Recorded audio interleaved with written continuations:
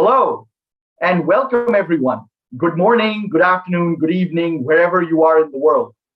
My name is Sanjeev Joshipura, and I work with Indiaspora. I'm coming to you live from a warm and sunny Washington, D.C. today. Most of you on the show know Indiaspora, but perhaps some of you don't, so let me introduce us. We are a nonprofit organization founded in 2012 by M.R. Rangaswamy in San Francisco, who is a successful investor and entrepreneur. Our overall mission is to position the Indian diaspora as a global force for good. And there are three specific areas that we focus on. One of them is philanthropy and social impact, most germane to what we are doing today. Another is facilitating entrepreneurship and innovation. And the third is fostering nonpartisan political and civic engagement. There are also two horizontals that we have that cut across our three pillars. One of them is our Diaspora Next program, through which we engage successive generations of the Indian diaspora in our activities and younger folks around the world. And the second is our Global Connect program, through which we connect diaspora leaders from different countries all across the world to each other, as well as to India. As part of our mission to position the global Indian diaspora as a force for good, we decided to have a series of Indiaspora lists, which we launched last year. We started with the Business Leaders List, where we profiled 65 CEOs and chairpersons of Indian origin from different Fortune 500 and Forbes 2000 companies around the world. And we held an event with them that focused on how they're using their positions of business influence to advance the social good. We followed that up with a government leaders list earlier this year. And not only are there over 70 people of Indian origin in the Biden administration, but also there are over 200 people of Indian origin in many different countries around the world in positions of power in government, such as heads of state, central bank heads, chief justices, and cabinet ministers. And we held an event with them to thank them for their public service. Today, in these challenging times, we are launching the Philanthropy Leaders List. And the idea of this list is not to rank philanthropists, but rather to celebrate them. The overall goal is to increase the level of Indian diaspora giving. For example, Indian Americans alone have about $3 billion in annual giving potential, according to a survey that Indiaspora conducted with Dahlberg in 2018. So what does the Philanthropy Leaders List aim to do? Next slide, please.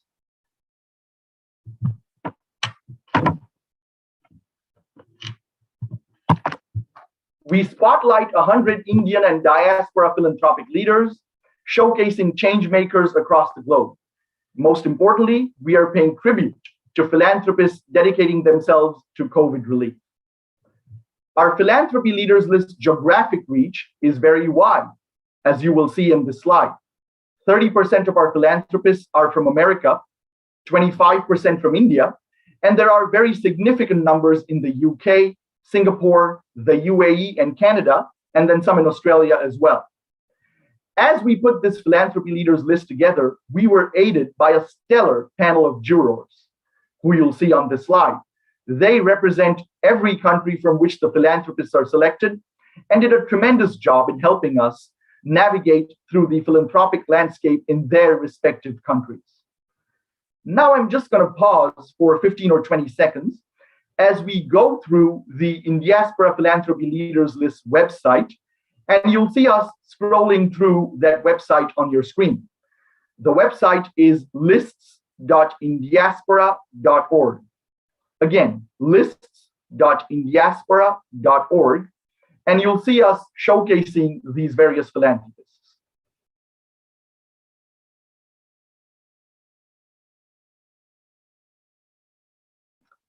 So what are the areas of focus that the diaspora philanthropists are engaged in?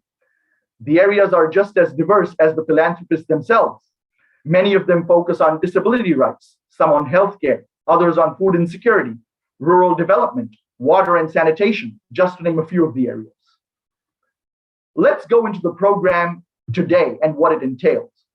We'll start with a keynote address about using lessons from technology to drive social impact, Follow that up with a panel discussion on generosity for impact and reflections from diaspora around the world. And then finally, a fireside chat about using artificial intelligence as a tool for social good. We'll wrap it up with a Q&A session at the very end. And now, it gives me enormous pleasure, and it's a tremendous honor to formally launch the 2021 Indiaspora Philanthropy Leaders List.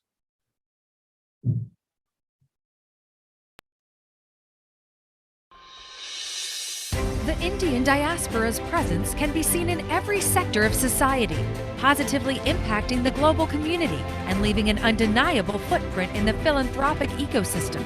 Tackling issues such as healthcare inequality, food insecurity, lack of educational resources, and gender inequality. I really do think that the philanthropist receives as much as he or she gives. The Indian community has tremendous philanthropic potential, and we see the next decade as a very important time for elevating its level of giving. All you need to do is to take a few minutes and give to your favorite cause.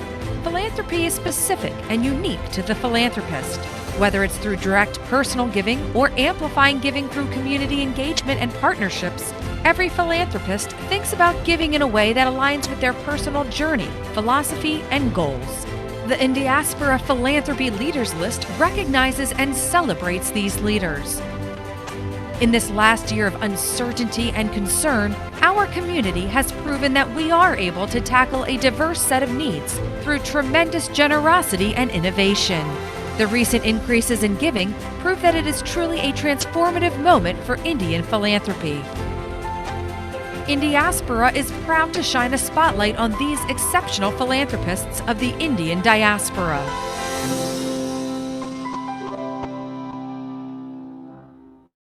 Wow.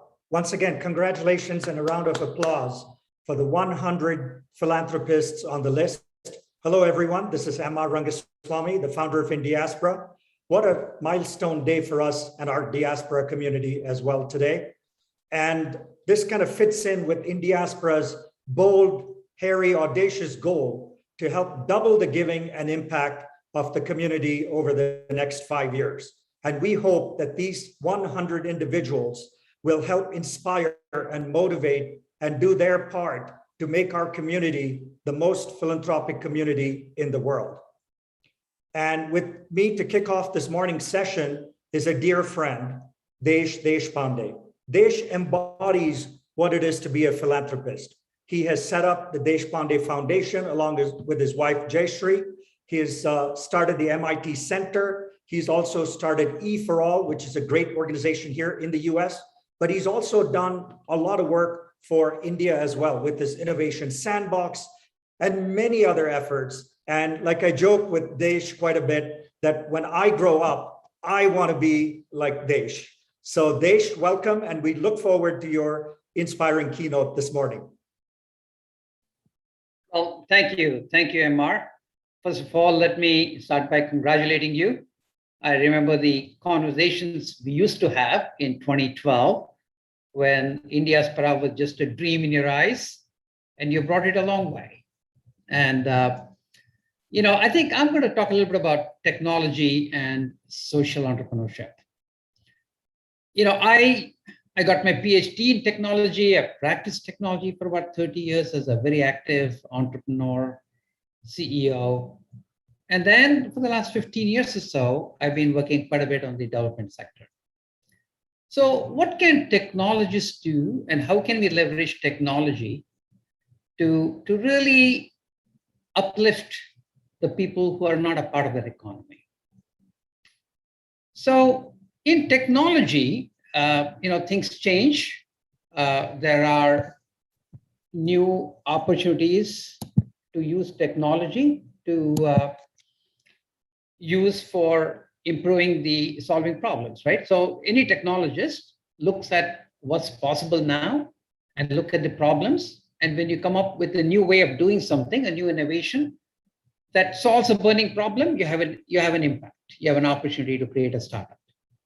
And that wasn't the case when we were starting startups in 80s. Starting a startup was, in all of Boston, when I started my first company, there were maybe 5 or 6 entrepreneurs like Ken Olson, Dick Castro, and so on. But come 40 years later, we have a pretty good ecosystem where if you have an idea, if you have a new technology, if you have a new business idea, anything new, anything innovative that solves a problem, you actually can create an enterprise and you can create unicorns and so on. So that machine is well oiled now. But all those efforts, organizations, have a big impact on people who have disposable income, people who are very much like us. So in some ways, it's an easier problem to solve because it's easy to understand what people need, because those people for whom you're developing products and services are very much like you. But when you start targeting those skills and those lever points to the people who are not a part of that economy, people who live on $1 a day, $2 a day, it's very hard to understand the customer base.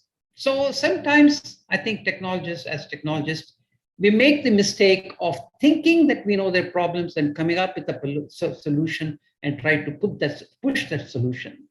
So the first lesson is, don't go with solutions to the development sector. Really co-create the solution with them, they understand their problems, but they still need innovation, because if you don't do something differently, nothing much is going to change. So you have to co-create this solution with them, and then you have to build capacity within those communities to spread that solution. But once the capability starts getting built up, there is a huge leverage to be had by introducing more and more sophistication into that solution so that you can scale it.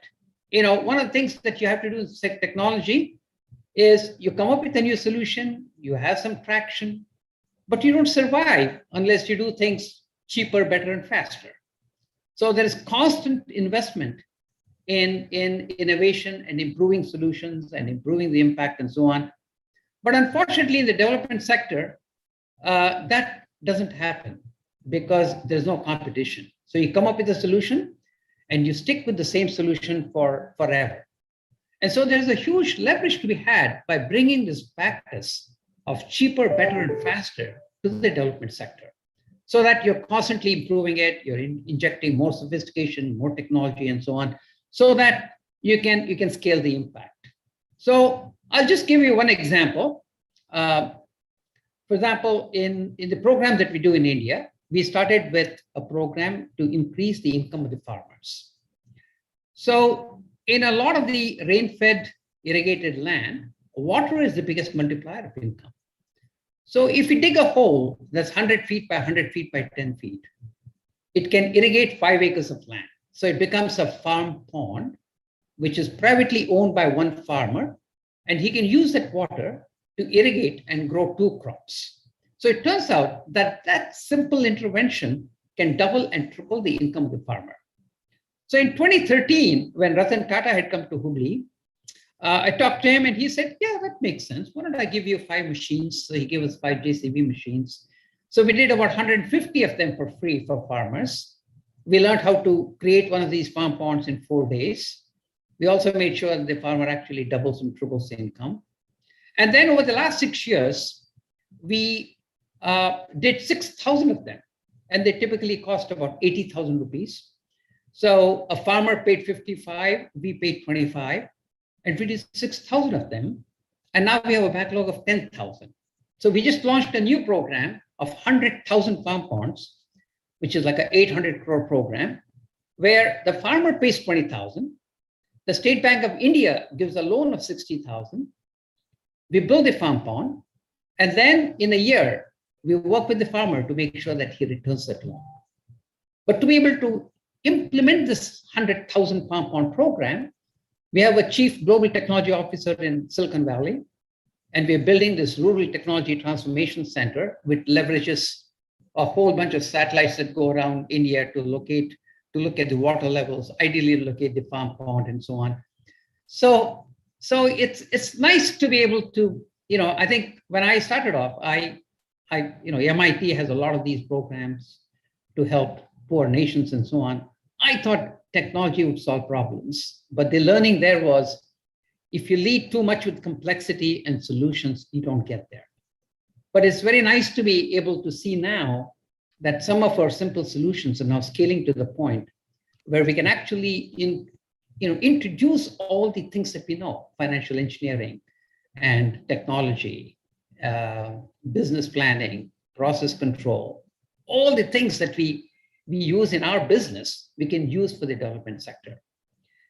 The other point that I want to make is that, I left India in 1973, a long time ago, and there wasn't much there in 73.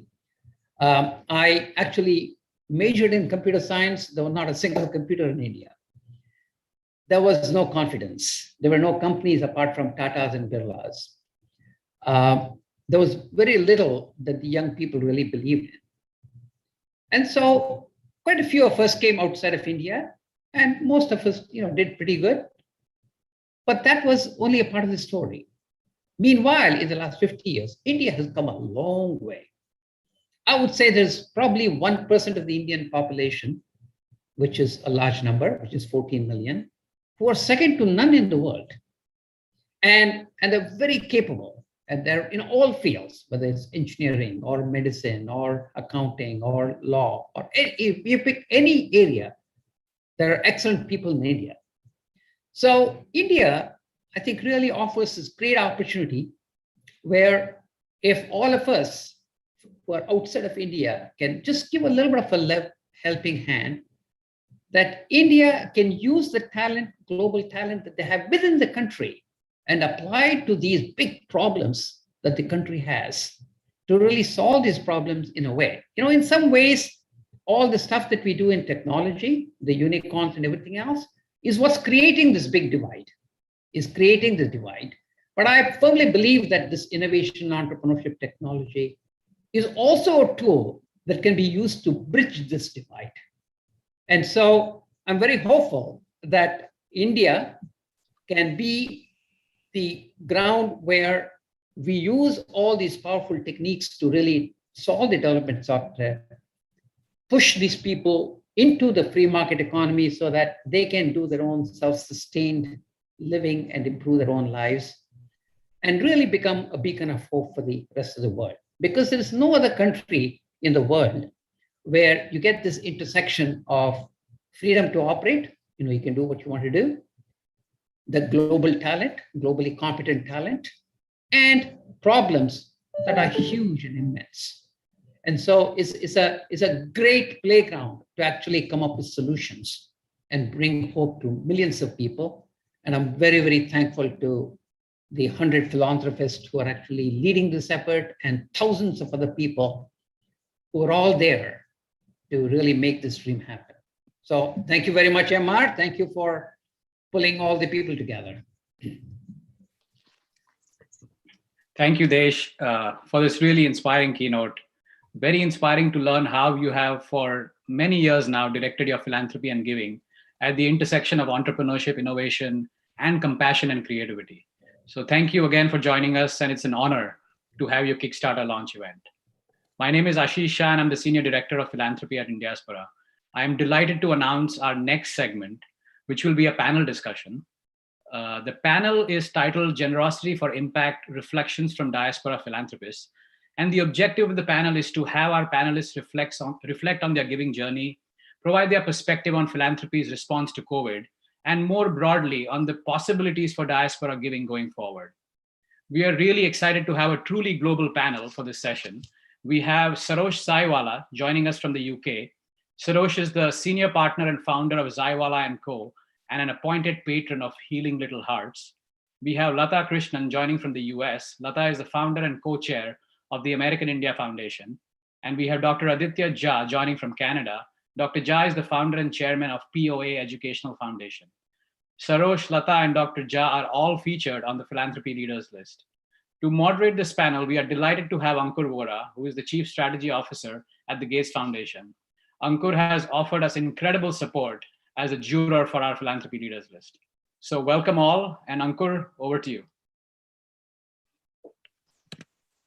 Thank you, Ashish.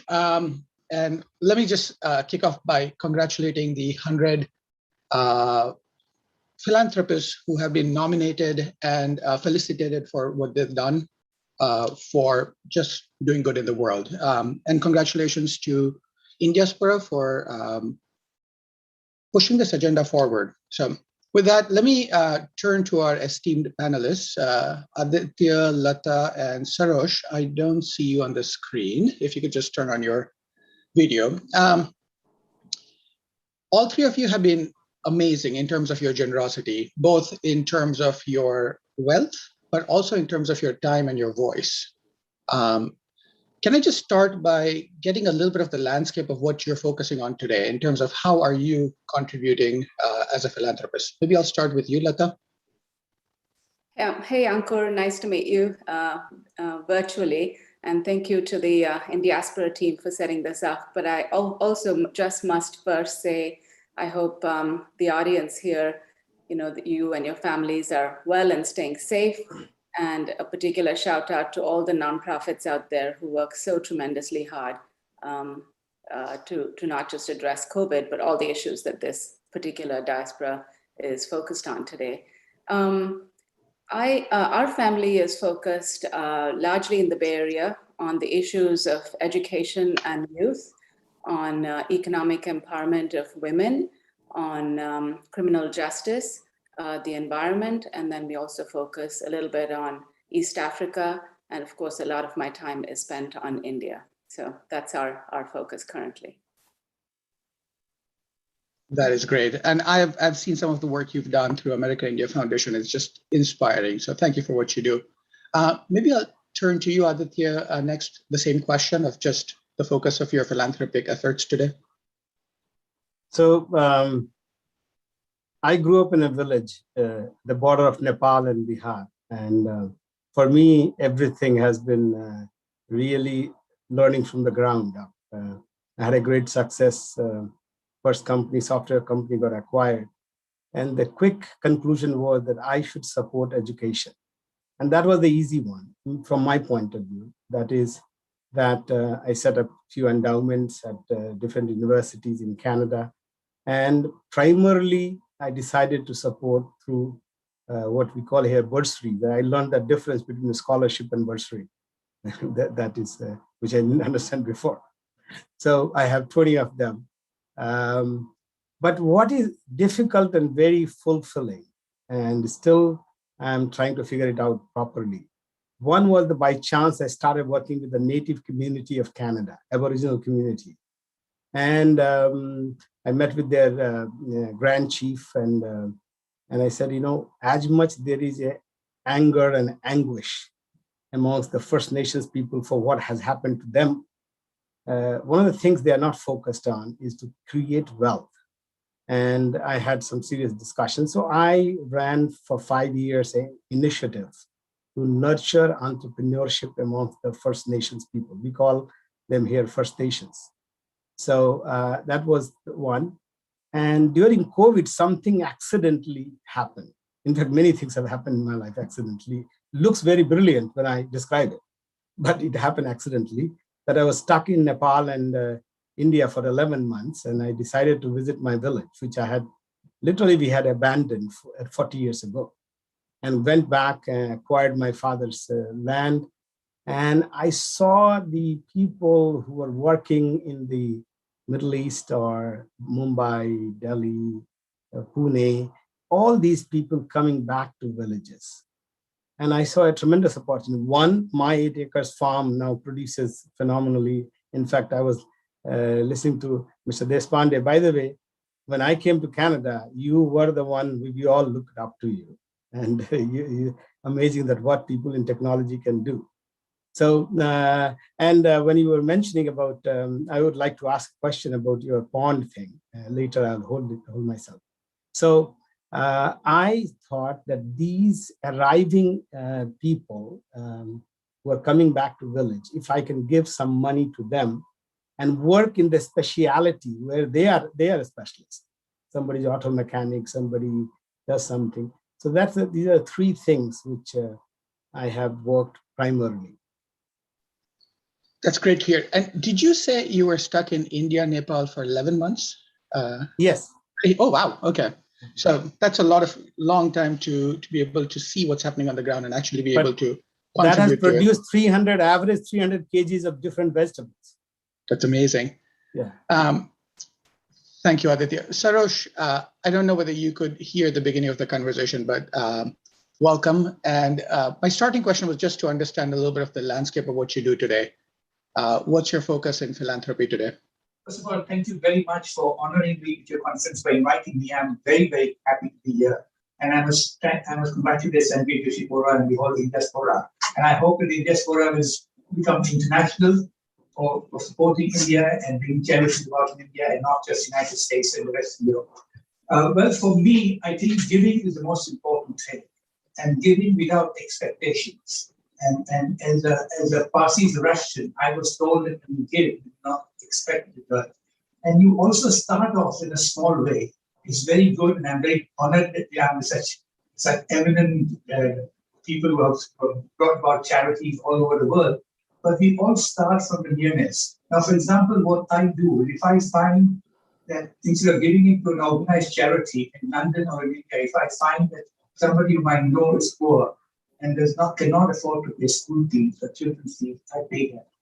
And I do so without expectation. And I now firmly believe as part of the universal law that when you give without expectation, the universe or God gives you 10 times in return. And so when you give, make a charity, no need to put your name, just help and assist people. The other thing which guides me in the charity is reading Vedanta. Every night I read a Vedanta, and there is a chapter on charity. And that says that you give charity to encourage people to do well and not to make them beggars. And in the past in India, and I'm glad to see the change, people gave charity for reserving their place in heaven and temple for communal charities. But we have seen that change, and I'm delighted to see that change, where we give it because all of us are one soul, part of one community and one world and one mankind. And that is something which I have always encouraged, and I do that.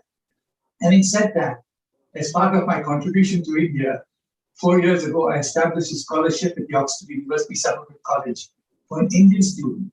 Now, what we can also do now, unless you reach the same stage as Desh and others who got the ability to and the energy to do stuff, charities, we change the whole scene.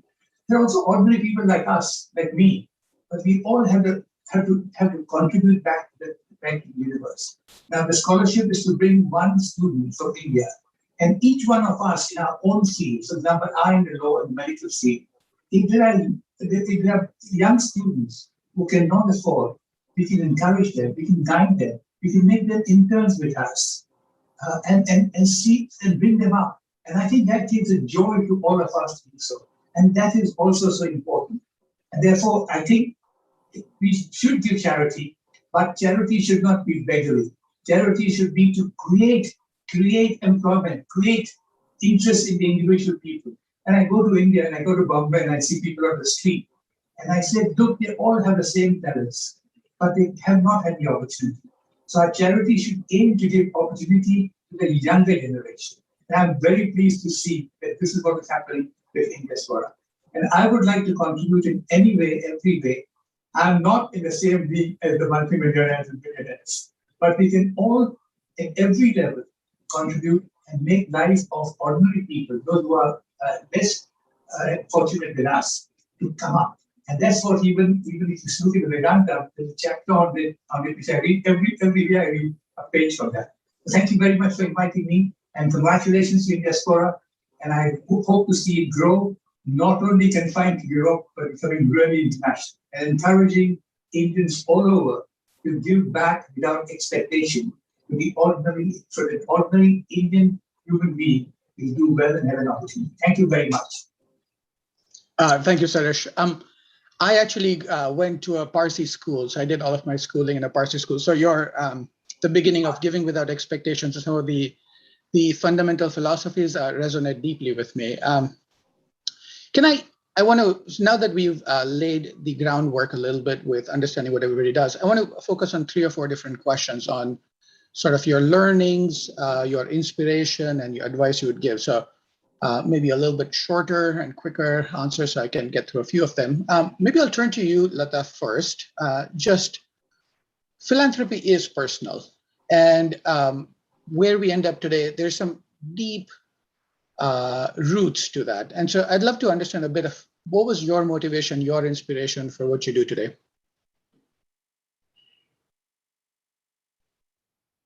And Lata, you're on mute. I started this journey of mine 30 years ago as an entrepreneur, much like Desh and others, not quite at the same level, but, inspired by the generosity of the American spirit and the American system of philanthropy, made possible to us really by the education afforded to us by our parents.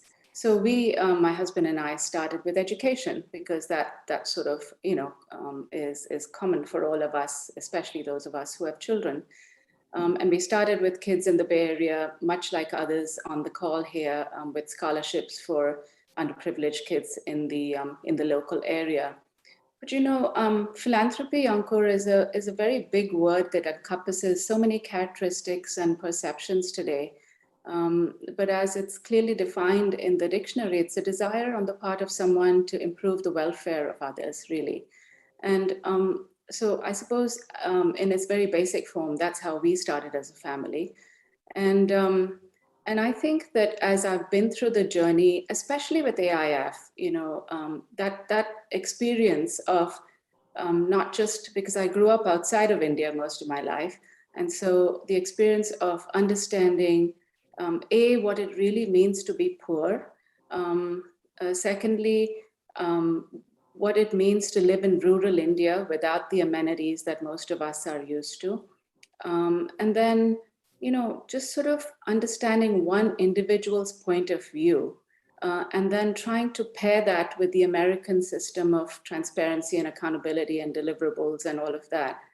And I think that sort of juxtaposition of constantly trying to balance scale and impact with, making an impact in one life is what I sort of work on. And as we've sort of built our own family foundation and the various focus groups that we have, I think that, the piece that I really focus on is, of course, scale and impact is important, but I think that when you really help one child achieve an education, to me as an entrepreneur, that's the IPO I'm seeking. That is great to hear. And it sounds like it's an ongoing journey for you that started a long time back. Was there one or two moments of inflection that propelled you to say, I want to do more, I want to do differently? Because I'm assuming your philanthropic journey has evolved from when you started to where you are right now. I think that's right. I think that is right, Ankur. While we might have started sort of at a very basic level, so to speak, having come from East Africa, where the Indian diaspora was not involved at all in local community, we felt, and my husband's also from East Africa, we felt that it was particularly important for us as the diaspora to focus on issues locally, right here where we live, and the areas that afforded us this ability to give back. And so that's why we focus a lot of our attention in the local area. And of course, there are so many issues to focus on, and there's no dearth of them, certainly in India with magnitude. But I think the only way to really understand what grabs one's attention is to get started. There are a lot of people who wait for the right moment, a milestone, a certain amount of wealth when their kids grow up, whatever it is. But honestly, I think the only way you can start this journey is simply like Nike says it, just do it, just get started. I love that, just do it. And it's true for a lot of people. They wait for the perfect moment, in their lives, the perfect moment or the perfect philanthropic endeavor or opportunity that they see. And sometimes it's just better to start. So truly appreciate that. Aditya, I want to turn to you, similar line of questioning, but just a lot of Indians or folks in the Indian diaspora, for very good reasons, focus on India. You've done a little bit of that, but you've also focused on sort of the native communities in Canada. And so would love to understand a little bit more about how you think about where you focus and also just how that journey has changed over the course of time. So Ankur, like most of us, my initial giving was in the sense of charity. And I think I call myself, I have graduated from charity to philanthropy in my own way. And to me, philanthropy is not giving, it is getting. And it may sound a little bit odd that how you are giving, but you are getting. What I have found, in a factual way also, I have received more than the seven figure I would have given, but I have gotten much more than that. But as my philanthropic journey started about 18 years ago, because till then my only goal was coming from a village was that how do I become a big guy in a big multinational white man's company. I said I will never become CEO, so I should become the number 2 type of thinking. But as I started working with the Aboriginal people and also now more, I'm going to focus more and more to India and Nepal and more to the villages. My views have changed significantly that myself, when I am doing something, basically that's what I believe in. So I'm giving to my belief. Beneficiaries are others. So to me, philanthropy has reached that place that when I'm giving to myself, but people, it's like having a garden outside my house, beautiful garden. I did it for myself, but anybody can walk and get the fragrance of that and the beauty of that, they can enjoy that. So the other thing which I have progressed is I am now less thinking of giving to education, because these 11 months showed me that to make some of those my village guys, especially most of them whom I left, their children, grandchildren, because they had their marriage before. Education is a very long journey, but entrepreneurship is a shorter journey. You don't need a undergrad degree or anything to do it. You can open a chai ka dukan and you can open anything. So my focus is more going to be how small givings can create a family income and income for some few people. That was the thing. And I just said in the beginning, for me, charity is a low end of the word. It has a paternalistic view. I am good, I'm well off, I'm a good guy, I want to take care of you, I want to give you. No. As I said, I want to give to myself. It's like, it may be too big an example. Gandhi didn't say, hey, I want to give independence to you guys. He said, I believe in independence. Tilak said, I believe in independence. And I'm going to do everything to get that belief in place. So I see philanthropy that way. Love to hear that. And that's Sarosh, as I turn to you, there's a common theme over here in terms of giving versus getting, charity versus philanthropy, band-aid solutions versus actually investing in changing the root causes. And both of you talked a little bit about that. Sarosh, where does that come for you? Was this something that was just deeply ingrained in your upbringing, or is this something that came later in life as you started doing your philanthropic work and you said, you know what, I don't want to focus on giving, I want to focus much more on sort of changing the system? It came to me, I started off wanting to change the system because I found it was so much unfair situation in India and this disparity between the rich and poor. And I came from the upper middle class family in Bombay. But for me, I can completely agree with Aditya and Lata, and I particularly agree with Aditya, that there is a joy in giving. And my experience, I can very honestly say from my experience, that whatever I have achieved success, completely unrelated in law and everything, is somehow or the other the grace of the universe which giving. And I have always, from the time I was a child, 10 or 11 years old, whenever I had an opportunity to help, I would help. And somehow or the other, that has the effect, and you can't see, but it creates an opportunity, and you're suddenly going. And now as I get old, and I realize and I look back, And I said, what is the reason for all the success and everything? And coming to England as a brown skin and then succeeding. And I think that there is some universal power which gives a joy of giving. And I do very firmly believe there is energy and everything is observed. And we simply have the joy of giving. And that's the most important thing.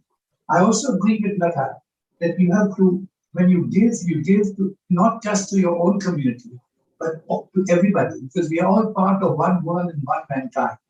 And we must recognize that every human being is part of soul, which is part of God's soul.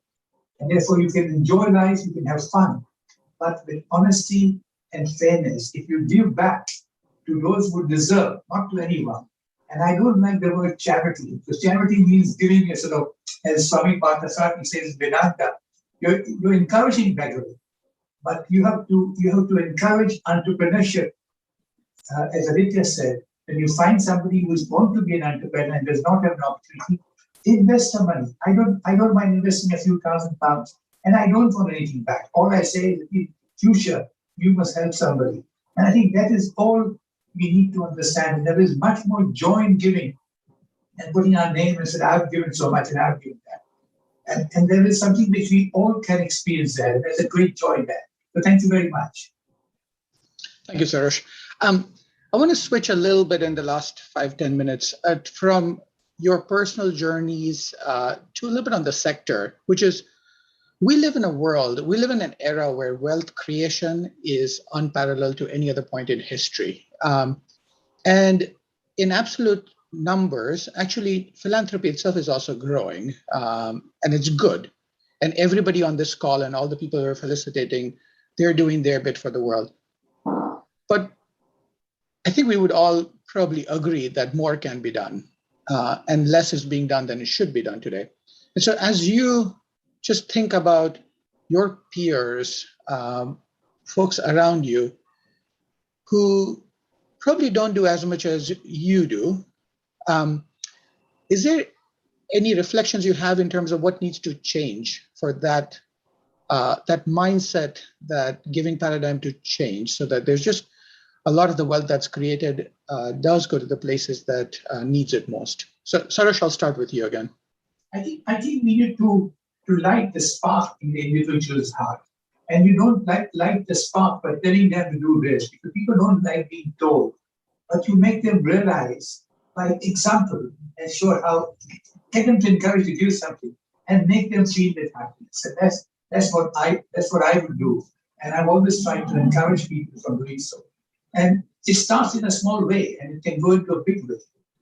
Giving opportunities for job, giving opportunities for entrepreneurship, and also in the health sector, giving hospitals, because even if you light the spark in the heart of an individual when he is not so well off, when he becomes well off, the spark will turn into a fire, and that will make him develop. And we have to accept that the world has changed, and the COVID pandemic has made us recognize the world is going to change even more. So let's all contribute to make the change into a better world in a different way. Technology is there, which is very good, but also bring a little bit of heart into all these things and make people realize the importance of doing it the right way. Lata, same question. Yeah, I completely agree with Sarosh as well. And I'd say that a particular focus of mine is also to sort of just focus on the next generation. You know, at the end of the day, the youth and the next gen are the stewards of both our wealth and our philanthropy. And, you know, personally, I'd love to give it all away before I pop off. But in case I don't quite get there, you know, my kids are going to be the stewards. And so I am far more optimistic about the children of the next generation and their desire to make a better world. And so I think educating them at an early point on how one thinks about issues, how one can scale up. I mean, for example, our family has launched something called the Banyan Impact Fellowship with the AIF, which focuses on sending young Americans to India, young adults to India for a fellowship of 10 months. And that teaches them not only about the landscape in India, the development issues in India, but it's an enormous learning on leadership, on how to be a better leader. It doesn't matter whether you end up working at a consulting firm or at an investment bank. It gives you some of the tenets and the human skills, the empathy that is required in any job. And to me, those are priceless. And so, helping the youth get educated and provide them with better and bigger platforms to be engaged in is, I think, extremely important. Aditya, same question, and we're running out of time, so maybe a short answer from you, sir. Yeah, two things I wanted to just highlight. For me, one area which I never hear, but what I experienced when I was in last 11 months trying to get those 8 acres of land, parental land, to growing everything, is there is a tremendous amount of resources and policies in India that if just all of us forget about giving any money, if we can bring it to the right people, like for the pond, Mr. Deshpande said, if you do a 1 hectare of pond, you get 5 lakhs of rupees as a subsidy from the government with a solar panel, everything. If you buy pumping set, there's a 40% discount. But getting that is, I don't know, it's just so difficult, even for somebody like me to get something like that, just to prove a point that you can get it. So my focus increasingly is going to be wherever I am, that how I can get the government, because giving, there's a public problem. Private giving cannot solve public problem. In my mind, public problem has to be addressed by public money, and how private people can spearhead to that money is given properly. So that's one. Second is I have started believing that the professional giving is very heavy, like there's a process heavy, all kinds of things heavy. So I want to bring giving to myself, my sphere of influence, my village where I grew up, my relatives, my employees. If each of us can just give in our sphere of influence, I think there can be tremendous impact, because I know where to give, how to give, what is the impact going to be than unknown people. That is great. And all three of you have shared a wealth of pearls of wisdoms. I wrote down giving without expectations, graduating from charity to philanthropy, just doing it, lighting the spark, focusing on the next generation. There's a whole set of things that you've left this audience with. And so I thank you for that. I see MR on the screen. MR, I did want to give the three panelists a chance to say one final thing, just to this audience of whatever 100 people we have over here and the many others who are going to watch this offline. Just one piece of advice you'd want to give and leave a message for folks. Aditya, I'll start with you. Yeah, if one thing I would like to say is that, as Lata mentioned, I want to highlight that wherever we are, we have to give the most there. Just because they're well off, people think giving to symphony or opera is like it's giving to the rich. No, these societies are rich because of many other things. So give where you are, most of it. Perfect.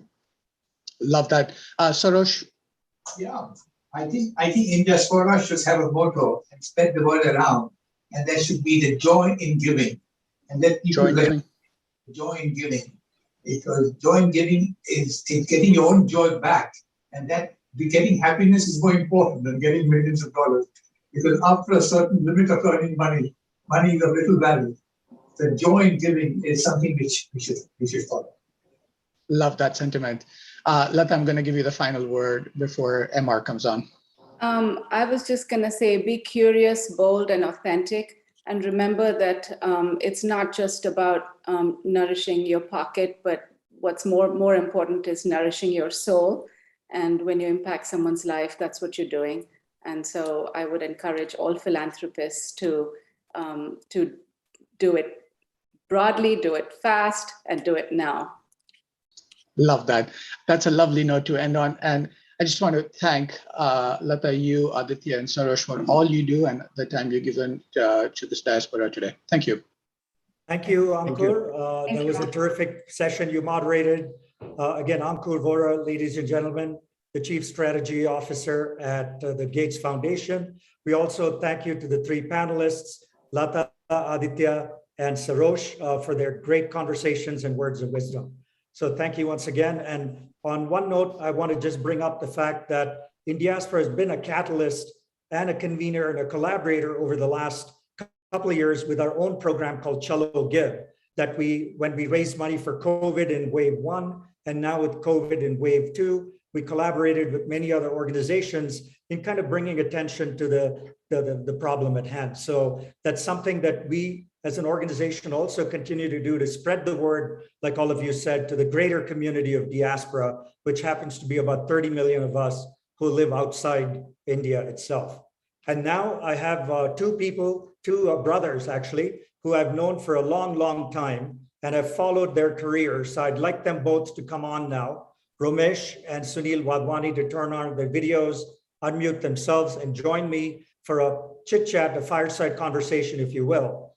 And I followed them in their careers when they started as small entrepreneurs, grew into their organizations into large successful companies, took their companies public, exited their companies with big acquisitions, and then turned their attention to both investing in startups and other companies, but also to start their own foundations.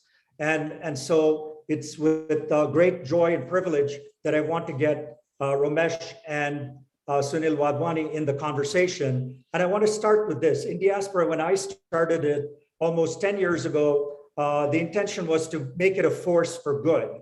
And in that vein, I want to ask both of you to kind of talk about why is AI it can be applied for social good? Why did two of you decide to collaborate? You have your own foundations, and why did you pick AI? So Romesh, you want to get this kicked off? Thanks, Amar. As you know, Sunil and I both have benefited from living in the world of technology. Sunil built his own very successful company. I haven't done too badly either, living in Silicon Valley. And as you know, Sunil has his own foundation. I have my own foundation, and both of us do work in adjacent but different areas. About 3 years ago, we were just talking about additional ways in which we might be able to help, initially in India and then subsequently in other countries as well, leveraging technology. And the idea occurred that, you know, AI is both treated like, you know, the savior of the future and also the beast of the future, because if you read reports from Oxford and McKinsey, they would lead you to believe that AI will cause the destruction of some 40% of all jobs that exist today. And both of us felt that that kind of report is overblown and does not take into account how AI could actually be used for social good. And so we thought, okay, since we know technology and we know how to apply wealth and organizations for social good, why don't we combine these two around AI and create the Bhagwani Institute for AI for social good. We would set it up in India, initially in Bombay, and then apply the same principles of trying to define large-scale programs, big outcomes, leveraging AI technology. And then once we could achieve success with pilot programs, we would scale them up. And once we could achieve scale-up programs in India, we would then take a look at applying the same concepts in many other developing countries as well. So we are 3 years into the journey. Sunil has been playing an absolutely central role in driving that journey organizationally and programmatically. So it might be great to have Sunil tell us about all the progress we've made in the last 3 years. Thanks, Romesh, and thanks, Amar. And Amar, listen, thank you for everything you and Indiaspora have been doing. And I think coming up with this Philanthropy Leaders List could be another catalyst like that. It's not so much the 100 people on the list, but it's the thousands of others, that we're also celebrating who do work. And as was mentioned in the prior discussion, all it takes is a spark with someone and, they start on the journey. So I think the work you're doing will have a lot of impact that way. On the AI Institute, as Romesh mentioned, we were chatting 3.5 years ago, and we were talking about how artificial intelligence, again, is starting. It's in the early stages of becoming a disruptive force in so many industries, right? And whether it's self-driving cars, whether it's, Amazon figuring out what you want to order next, blah, blah, blah.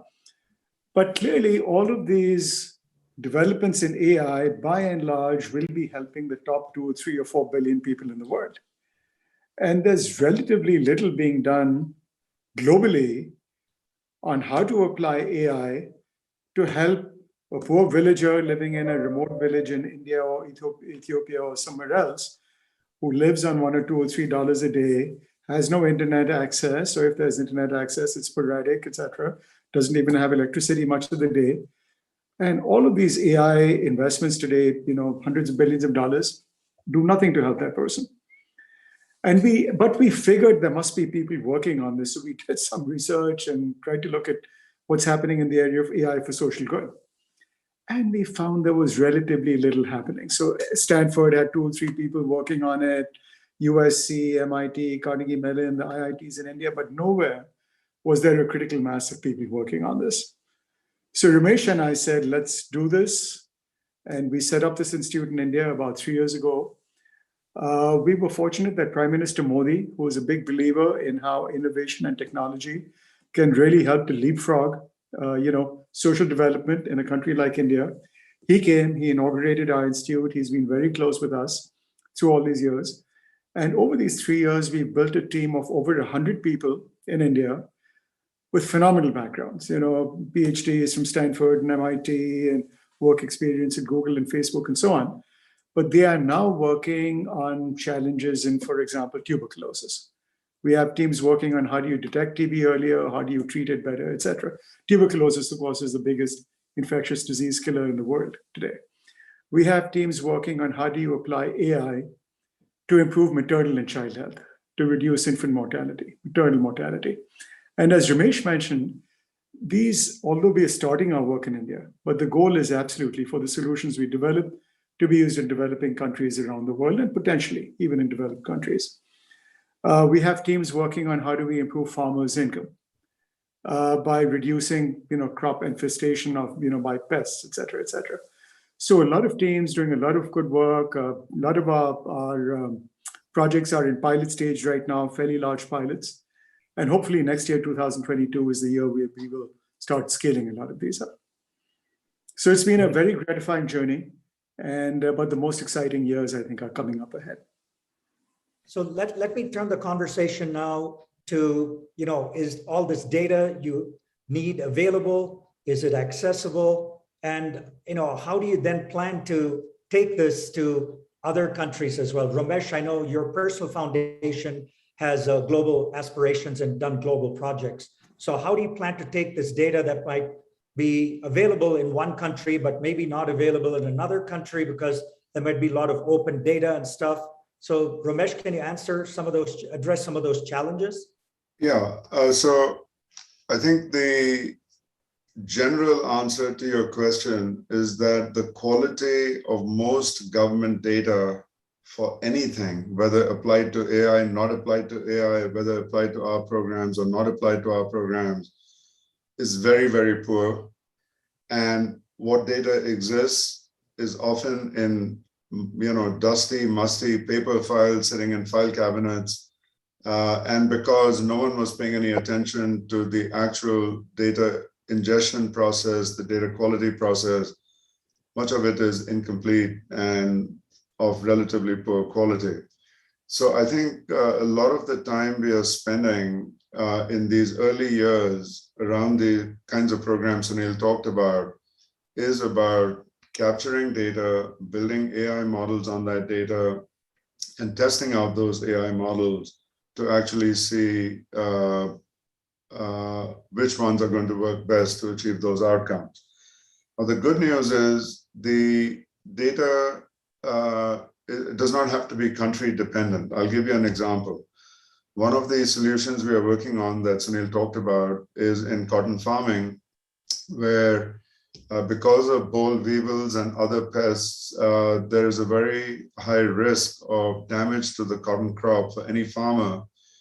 And because every farming season for cotton, many farmers lose their entire crop because of pest infestation, they also end up committing suicide because they don't have enough income to pay their debts or pay for food for their families. So it isn't just a question of improving living standards by improving the yields from farming. It may be even more important in terms of protecting the life and safety of that particular family. We've come up with a relatively low-cost technique with sticky strips that we hang, in the appropriate places in a half-acre farm, or 1/10 of an acre farm, and we capture information about pest density. We then feed that data on pest density into our, modeling tools, create the models, and then are able to provide recommendations to the farmer on exactly how much fertilizer in the soil, insecticides to be used to kill off the pests, when to harvest the crop, because all these are important decisions where brute force insights, as farmers have tended to use, don't always give you the correct answer. So we're providing them with much higher quality of recommendations on exactly what to do. We are in the process of beginning the scale up in India, but once we do it in India, there is not that much difference between the models that we are creating used on data captured in India versus applying the same models and the same solution in Africa or other parts of the world, so long as we are talking about the same pest. And by the way, these pests are global pests, so boll weevils exist in cotton farms in the the southern regions of the US, in India, in every country in Africa where cotton farming is done. The same boll weevils and pests are there. So we feel that these models are actually universally applicable without our having to go get a new set of data from Ethiopia, or a new set of data from Kenya, or a new set of data from South Carolina or some other place. So that's a good thing. Same thing, by the way, when we talk about looking at improving the health of, babies who have been born nutritionally challenged, underweight, and would otherwise face great difficulty through life, we are able to identify them using a relatively simple technique where we take a picture of the baby with a normal smartphone, and the AI algorithms actually run in the phone. So any ASHA worker in India will be able to use this appliance, take a picture of a baby. The application itself may give her advice on what to do, or if nothing else, it'll provide data that can be sent upstream to a primary care physician, who will then be able to guide the ASHA worker in terms of the course of treatment of the baby. But there again, it all has to do with the anthropic structure of the baby, the size of the baby. Doesn't matter if it's an Indian baby, an Ethiopian baby, or a South African baby. The other quick thing. Sorry, Sunil. Let me ask you a question to also add on to this, and that is: are these models open source? Can another organization in South Africa ask for your model, take it, run with it, or what's your thinking in that area as well? Oh, absolutely. I mean, once we have it piloted, tested, fine-tuned, etc., we will be giving it away to any government, any other NGO that wants, etc. And the only other point I'd make on data MR is that governments around the world, including the Indian government, recognize that they have this data issue. So in India, as an example, not only are we working on these specific solutions, but now the government, through Niti Aayog and several ministries, have asked us, our AI Institute, to work with them on developing data governance standards, data cleanup, protocols, etc., so that moving forward, at least, not just us, but other organizations can utilize this data, which will, over time, get better and better quality. Great. And one final thought from both of you. Where do you see the AI for social good organization in 5 years or 10 years from now? What do you think it'll be solving? Well, we have two broad goals. One is just a quantitative internal goal that we have internally, which is that by the year 2027, which is the 80th anniversary of India's independence, we want these AI-based solutions that we'll have developed internally to be impacting the quality of life for over 100 million families in India and elsewhere. And that's an aspirational goal, but we've got strategies and a plan on how do we get from here to there. But I think the broader goal is just, we still have so many developmental challenges in India and elsewhere. As just one little example, India, out of 800 million people, 700 million people don't have access to decent quality, affordable primary healthcare. That's just one example. Can AI play a key role in making primary health available to everyone, or in providing food security to everyone, or in providing good skills training, so that people can earn livelihoods? So over the next 7 to 10 years, if we can use AI as a mechanism, as a tool to enable these larger scale social challenges to be addressed in a big way in India and other countries, I think that's the mission we're on. So Romesh, some closing thoughts from you? I think you heard from all the other members of this conversation early on that, all of us have been privileged in one way or the other. And fortunately, the fact that we're on this call says that we are also conscious of the fact that we are privileged and eager and really committed to giving back. I would say that if there were two things that I would like to add to what I heard said earlier, my definition of philanthropy is not limited to just giving to people people in your community just because you know them. To me, the great joy and excitement of philanthropy is actually helping people you don't know. And in some cases, people you may not even like, or you may not have alignment with, or whose, lifestyle or political leanings or other things you may or may not agree with. So I think we need a broader definition of philanthropy rather than just helping your own community, because clearly you should do that, but you shouldn't stop at that. You should go way beyond. Obviously, the people we are trying to help, we don't know who they are, right? If a person has TB, it's a person who has TB anywhere in the world. It doesn't make any difference. If there's a cotton farmer who needs help, it's not a cotton farmer in your backyard. It's a cotton farmer anywhere you want to help. I think the second thing is scale does matter.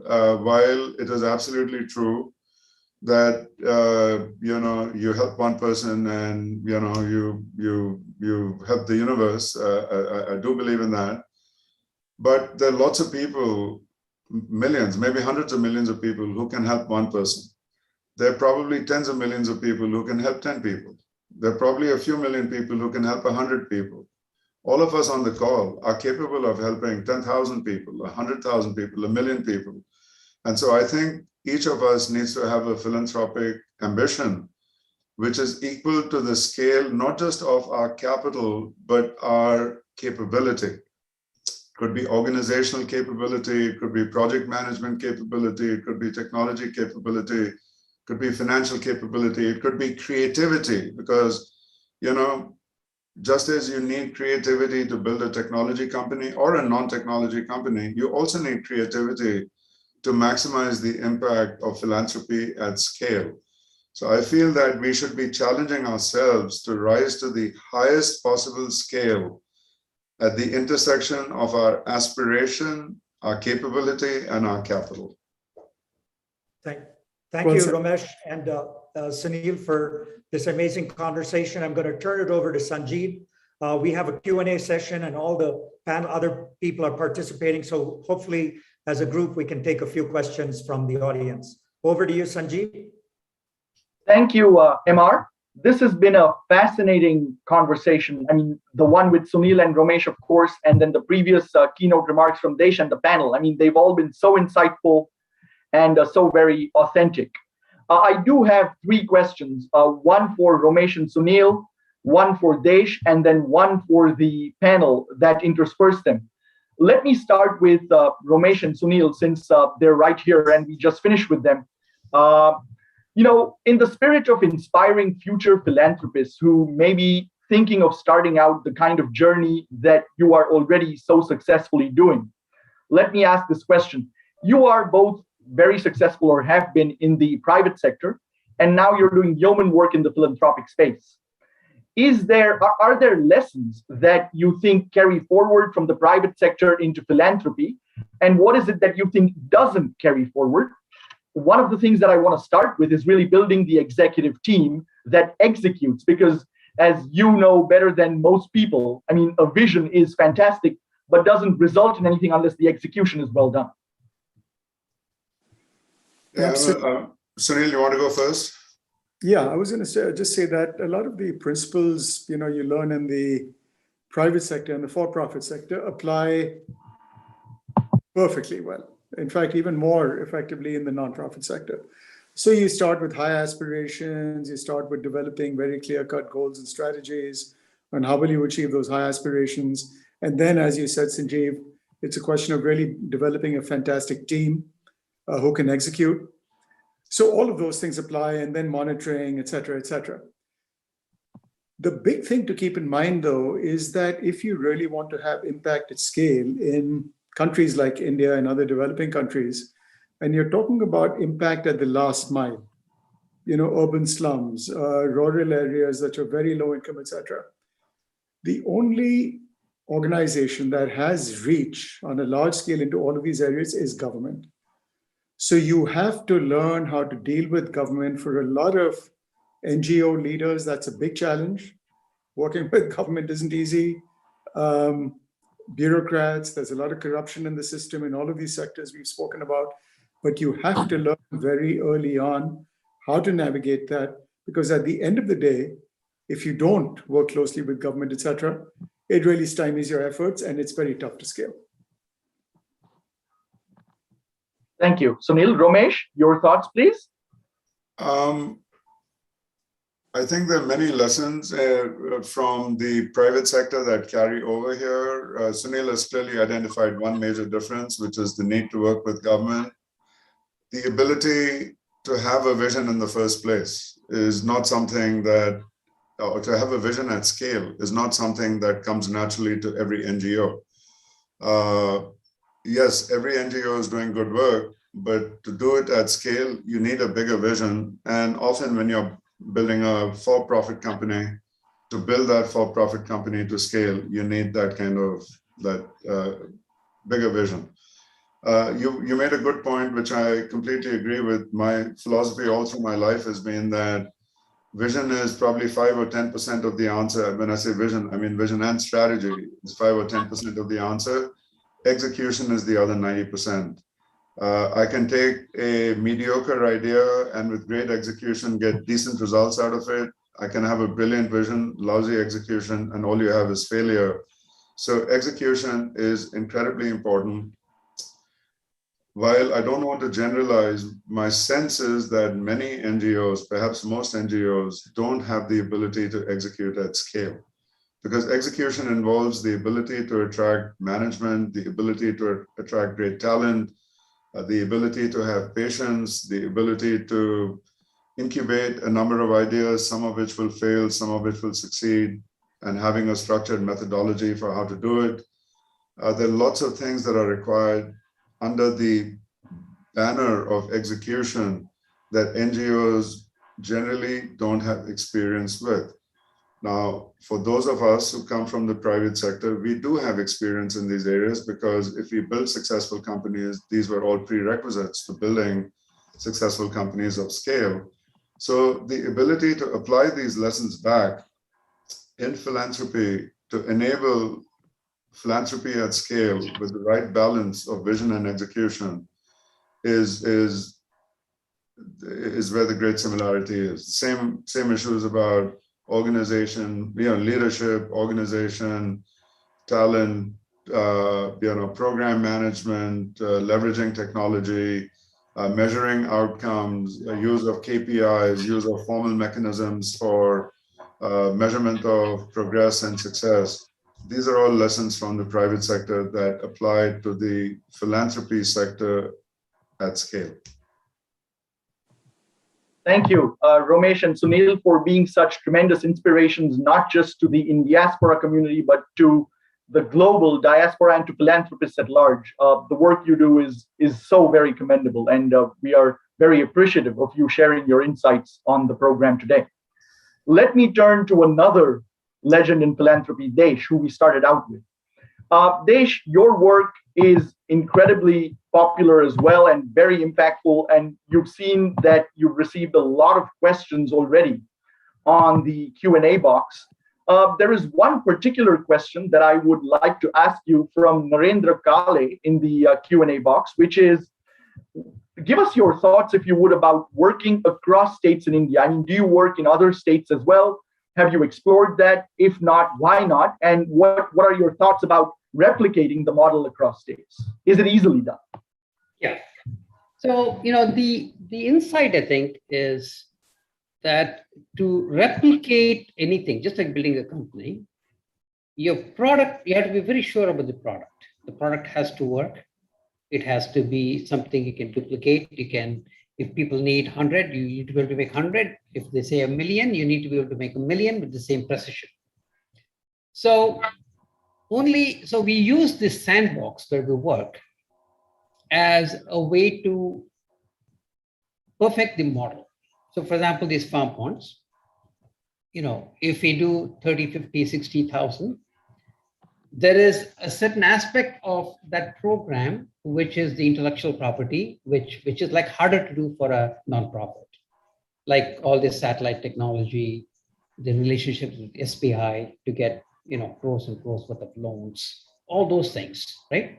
But what we're trying to do is to develop the model more as impact as a service. So like Sunil and Romesh talked about, the work of the philanthropy is to either bring innovation to a government program, in which case government takes it over and hopefully they'll run it and you help them bring that innovation to the program, or get a solution that lends itself to a free market for a sector that the solution does not exist. You see, like in the high tech, when you sell your products to people who have a lot of disposable income, it's a very forgiving market, because when people hear that you have a product and they can just try it, they can just get it on Amazon. If they don't like it, they just throw it away and move on.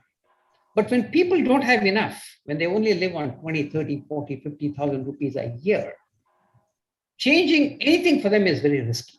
So when you take an intervention to them and say, hey, do this, you have to be very, very certain that you have an intervention that really works and makes a difference in their lives. And so the way I see scaling in the nonprofit sector is to, number one, harden the solution to a point where you're absolutely certain that your solution works. And when the solution works, then you develop this model where you can franchise it out. So for example, 1,000 farm pond is an 8 crore program, which is like a perfectly manageable by some micro entrepreneurs. So if you can develop that whole back end where we can offer that impact as a service, just like software as a service, then any entrepreneur can take it on and do those 1,000 farm ponds and make a good living, but also spread that good solution to thousands of farmers. So I think with experimenting with this, we'll see how it goes. Thank you, Desh. I'd like to ask one last question before we close out this program to the panelists. And in fact, I think we only have Aditya from our panel who is still here with us. Aditya, the question I have for you is, at the start, we said that Indiaspora's mission is to position the global Indian diaspora as a force for good.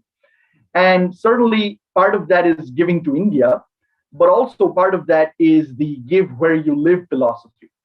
And, no philanthropist, and you mentioned this yourself in your panel remarks, starts out with the objective of, getting recognition or, having some kind of political objectives or that kind of thing. Genuine philanthropy comes from the heart, where you see a need and where you know the solution or can try out solutions to implement, which is what you've done over time. But specifically, your work has focused a lot on Indigenous communities across Canada.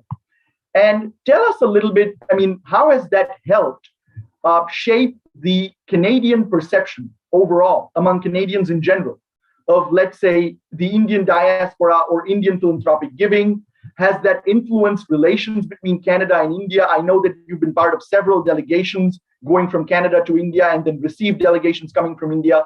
So tell us a little bit about these other impacts of your philanthropy outside of the immediate benefits that are received by your partners. Sanjeev, the questions you have asked, I think you will have to organize a keynote speech by me to answer all the questions. But let me try to answer a few of them. I think we are what in Canada I have found, because our scale is different, that we have started doing very well. Like you'll find hundreds and maybe reaching towards thousands, tens of $1 million kind of people. But our thinking is that the giving is like, oh, maybe something bad will happen to us. And who knows, so maybe this timing is not right. Or why would we give it to rich organizations, as I mentioned before, to universities and other places? Same money will go a long way in India than here. Why should we give? So there are many inhibiting factors. What is helping is, like you see this small pin I have here on my lapel pin. This is Order of Canada. And I have seen people think, oh, I have more money than Aditya. How come I don't have Order of Canada? I don't think I got it only because of what I did. I have no idea, because it's a very different kind of process. But, or getting awards. So I am personally, few of us are trying to create that motivation for people to give. Because once this is like an ambassador card phenomenon of old days. It won't start till you push it. But once you push it, it takes everybody with you. So I think in our community, we have to have an ambassador card model of approach. Indigenous, as I said, I did it. It's phenomenal. Like even for the Premier of Alberta, recently I met with him. He said, I can't believe it, that why did you choose Indigenous giving? Because it's a problem which mainstream should give. And I did it just like that. And then it became a brilliant idea, and because of which I got more. So one thing is that we really have to create motivation. And also the mainstream advancement guys, like guys say, oh, you Indians don't give to India Center at University of Toronto. I said, if you ask $5 million, $10 million to be named after India Center, nobody's going to do it. You know, the rare people are like Mr. Deshpande, right? But if you asked $1 million, there may be 5 people ready to give or 10 people ready to give. Try to create a new model for new Canadians. I use the word that for the new Canadians, it cannot have the same parameters as for the mainstream Canadians or Americans. So that's the second thing. I think Indiaspora can play that role. It's just talking to people and say, guys, you've got to engage them, bring them in, give them that first dope of opium free. Yes, for 1 million you have name. And the other guy said, oh, my name should be also there, and I will give. I haven't answered all your questions. No, you're right. We'll take another deeper conversation that we can perhaps have in Toronto yes. in the near future. Yes. No, thank you. Thank you, Aditya, for those insights. Friends, we've had such a wonderful session, a panel discussion, a keynote remarks, and a fireside chat. It's been great having all of you here on the program. Thank you so much for your time in attending. Thank you for the people who participated via their questions. And thanks to all the speakers. We do have another session coming up at 10 a.m. Indian Standard Time on the 13th of August. This is focused more on the Eastern geographies, but of course, anyone is welcome to attend. And those of you that like to come back, we welcome you there. We'll see you again in a few hours' time. Thanks so much, and that's the end of the program for now.